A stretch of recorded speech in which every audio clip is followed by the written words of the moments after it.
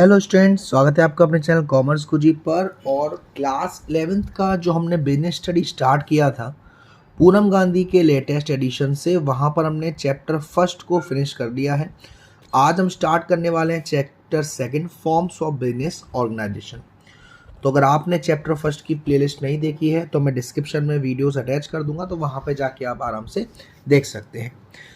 और एक छोटी सी रिक्वेस्ट रहेगी, डिस्क्रिप्शन में आपको मेरा इंस्टाग्राम अकाउंट, मेरा WhatsApp number, Facebook ID, Telegram channel सब मिल जाएगा। व्हाट्सएप पर आप व्हाट्सएप कर सकते हो मेरे जो ग्रुप्स वगैरह हैं डाउट सेशन के लिए, उसके लिए। इंस्टाग्राम पे आप फॉलो कर सकते हो, अपना प्यार दे सकते हो, सपोर्ट कर सकते हो। चलिए स्टार्ट कर सकते हैं। सबसे पहले introduction, forms of business organisation.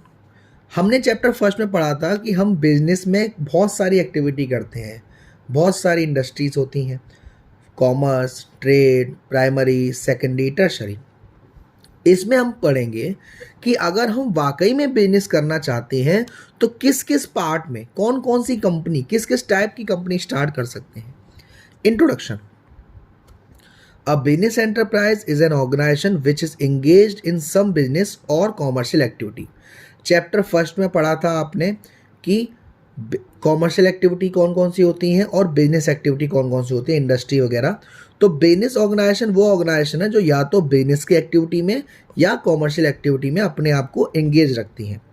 Every business enterprise is a separate and distinct unit of business. हर बिजनेस अपने आप में एक अलग भूमिका निभाता है।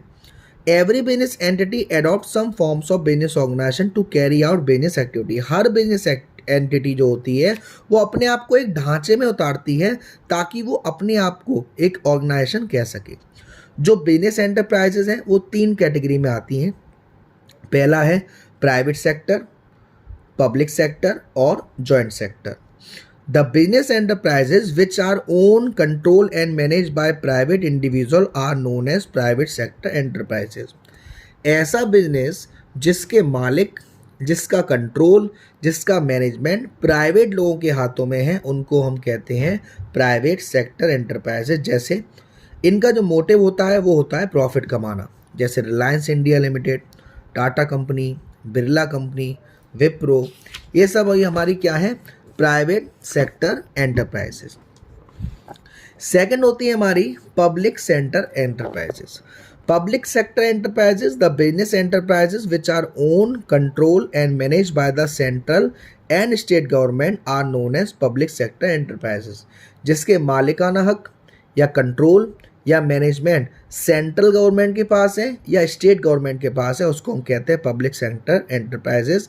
जिसका मेन मोटिव होता है सर्विस देना, जैसे कि स्टील अथॉरिटी ऑफ इंडिया है ना, जैसे कि gas authority of India, LIC, ये सारी हमारी पब्लिक सेक्टर होती है। जॉइंट सेक्टर क्या होती है? The business enterprises which are own, control and manage jointly by private entrepreneur and government. जब गवर्नमेंट और प्राइवेट सेक्टर मिलकर किसी बिजनेस को स्टार्ट करते हैं, मिलकर किसी बिजनेस को करते हैं, उसको हम कहते हैं joint sector. In these enterprises the day to day management lies in the hand of private entrepreneur, whereas government control and supervision by its member in board of director। इसमें क्या होता है, जो डेली के जो ट्रांजैक्शंस होते हैं, जो मैनेजमेंट होता है वो प्राइवेट एंटरप्रीनियर के हाथ में होते हैं, और जो कंट्रोल होता है, जो गाइडेंस होती है जैसे बोर्ड ऑफ डायरेक्टर, वो गवर्नमेंट के हाथों में होते हैं, जैसे कि मारुति उद्योग लिमिटेड। अब अगर आप प्राइवेट सेक्टर में बिजनेस करने की सोच रहे हो, प्राइवेट सेक्टर एंटरप्राइज में कौन कौन से टाइप के हमारे बिजनेस होते हैं? एक होता है sole proprietorship, joint Hindu family business, partnership, cooperative society और कंपनी। वन बाय वन हम पढ़ते हैं। सोल प्रोप्राइटरशिप का मतलब क्या है? सोल ये जूते का सोल नहीं है, सोल का मतलब प्रोप्राइटर और वन का मतलब ओनर। अब business own, manage and control by a single, ये सिंगल अकेले से है। आप जो सिंगल हो, जितने भी मेरे बॉयज सिंगल हैं उनके लिए नहीं है बच्चों। ऐसा बिजनेस जिसका एक मालिक है, जिसका एक मैनेजमेंट है, कंट्रोल करने वाला एक इंसान है, मालिक एक है, ऐसे बिजनेस को हम कहते हैं सोल प्रोप्राइटरशिप। क्या फीचर है इसके सर? सबसे पहला सिंगल ओनरशिप।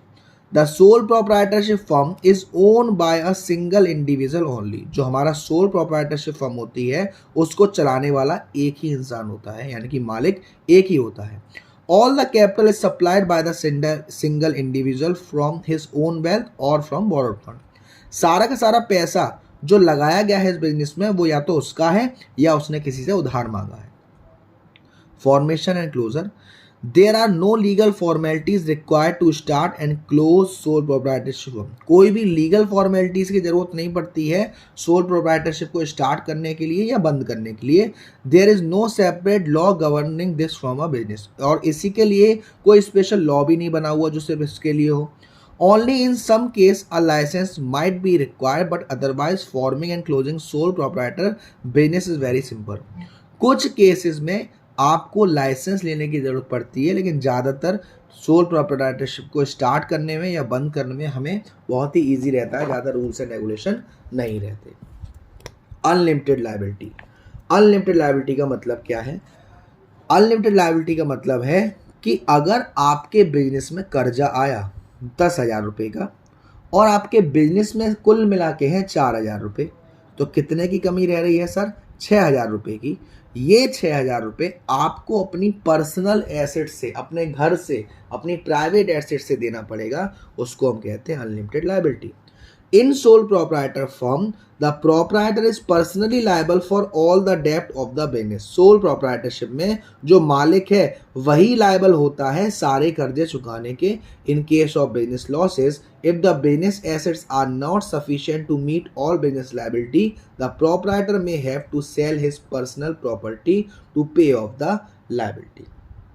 अगर बिजनेस में घाटा हुआ तो जितनी भी एसेट्स हैं हमारी बिजनेस की, वो अगर सफिशिएंट नहीं है लायबिलिटी पेड करने के लिए, तो हमारे जो प्रोप्राइटर की पर्सनल प्रॉपर्टी है उसको पे ऑफ किया जाएगा, उससे लायबिलिटी को चुकाया जाएगा। Individual risk bearing and profit recipient, यानी कि घाटे को झेलने वाला भी एक है और प्रॉफिट को लेने वाला भी एक है। In sole proprietorship firm whole risk is borne by a single individual only.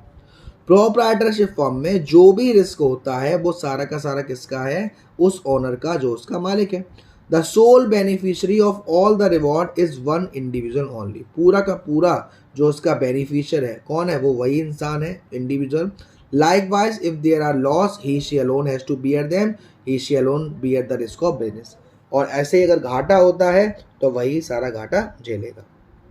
One man control, the proprietor is the sole owner of the firm and has full control over it.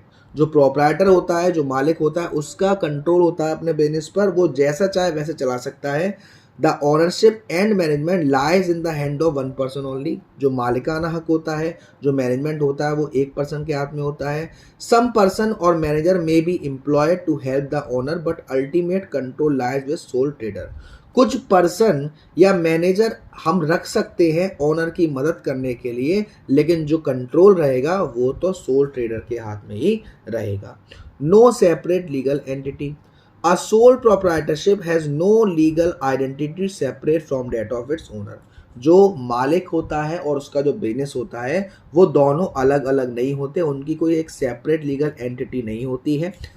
Law makes no difference between the owner and the enterprise.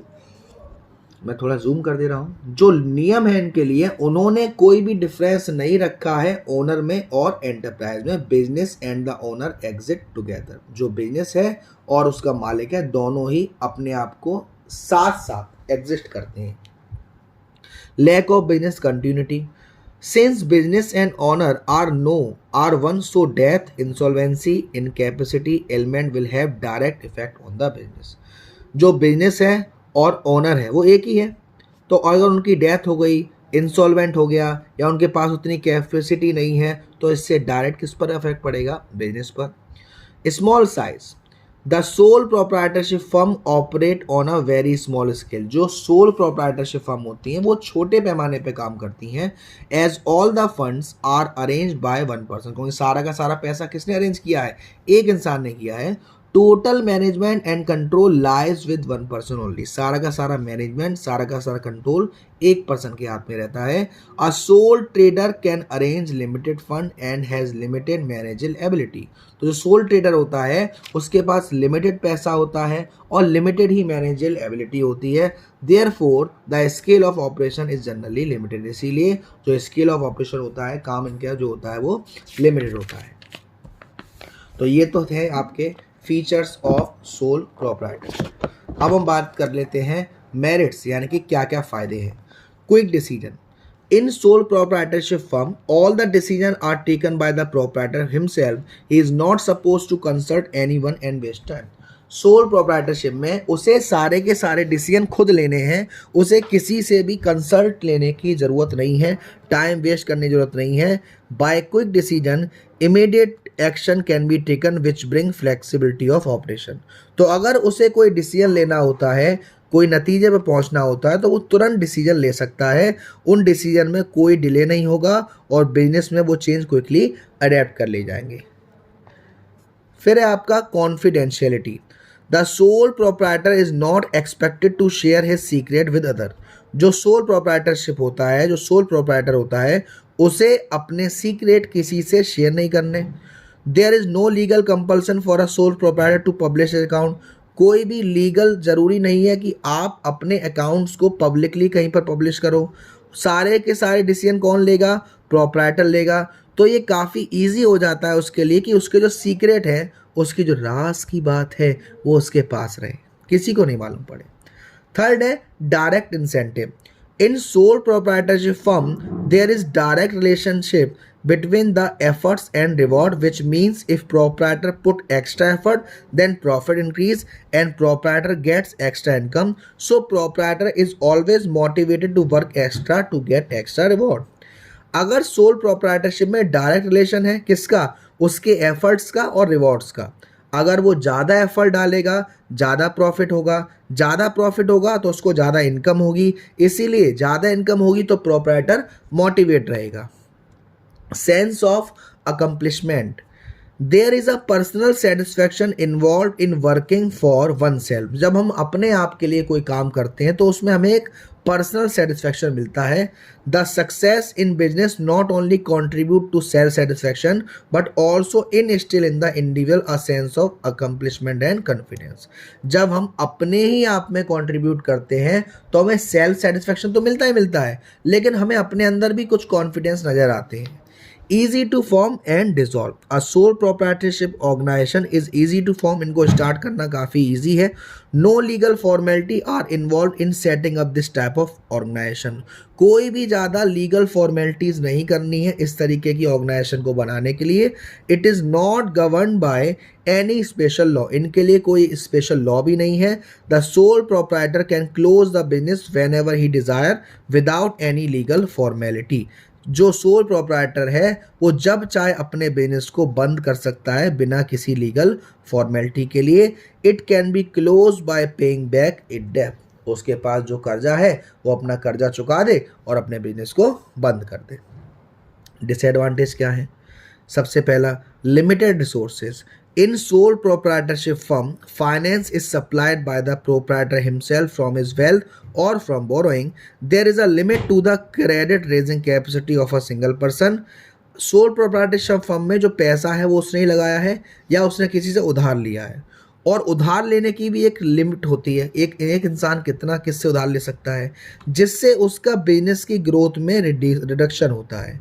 Funds हमारे पास उतने sufficient नहीं है कि हम अपने business को medium स्तर पर या लार्ज स्केल पर कर सकें। Limited life of a business. The survival and continuity of soul proprietorship firm depend upon one person only. Business का सर्वाइवल या कब तक चलेगी वो पूरा का पूरा डिपेंड होता है सोल प्रोप्राइटरशिप फर्म पर, एक इंसान पर।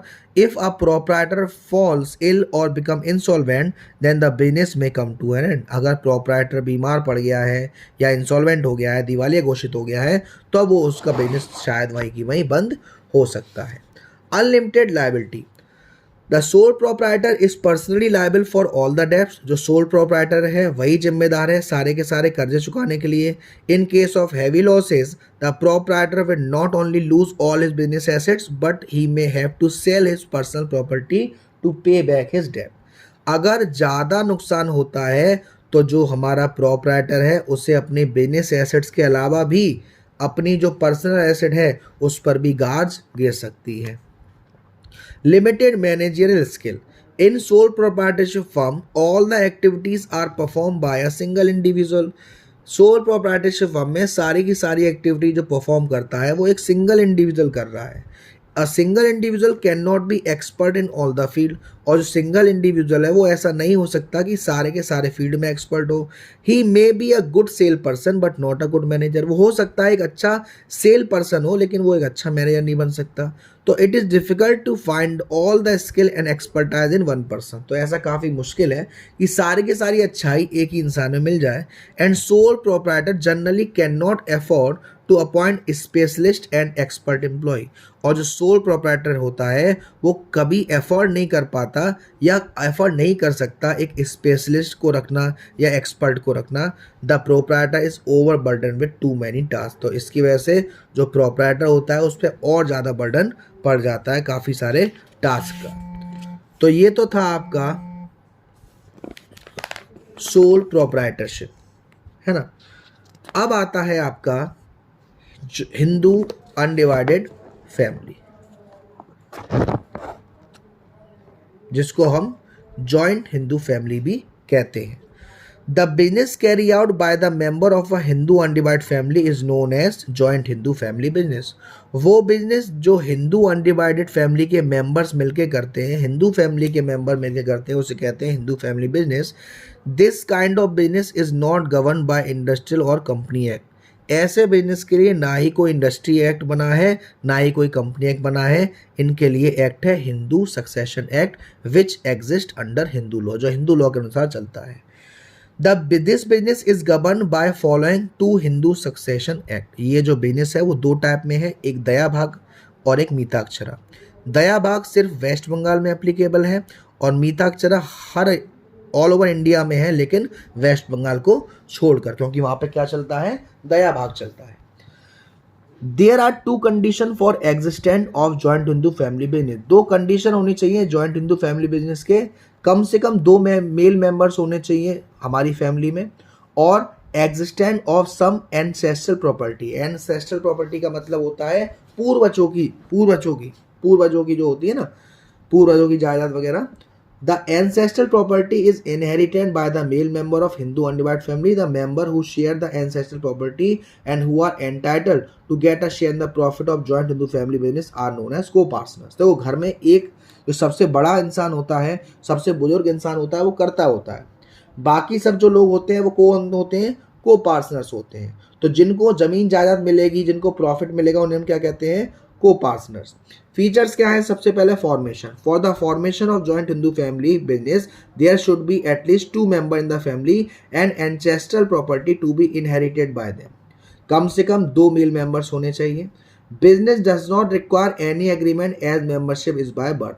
बिजनेस में हमें किसी भी एग्रीमेंट की जरूरत नहीं पड़ती, क्योंकि जन्म लेते ही हम उसके मेंबर बन जाते हैं। और ये किसके अंडर आता है, हिंदू सक्सेशन एक्ट 1956।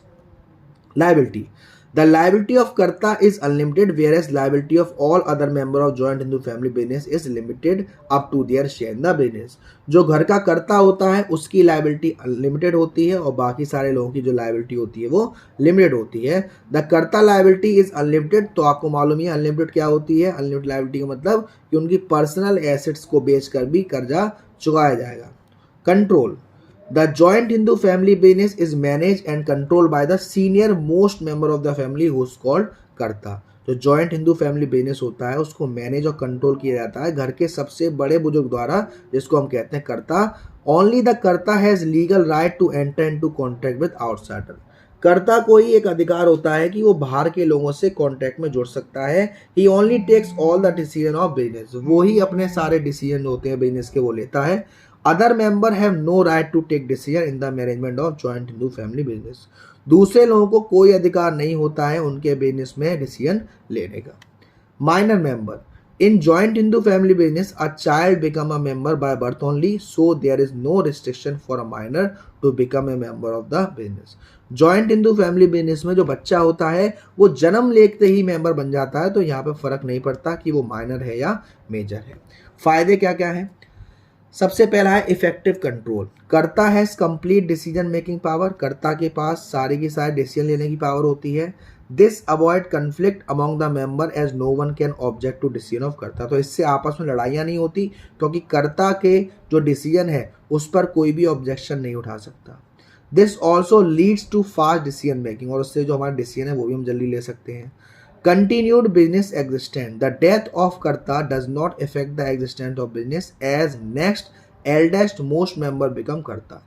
कर्ता के मरने के बाद बिजनेस पे कोई असर नहीं पड़ता। अगर कर्ता एक्सपायर हो जाता है तो उसके बाद जो घर का सबसे बड़ा बुजुर्ग है वो कर्ता बन जाता है।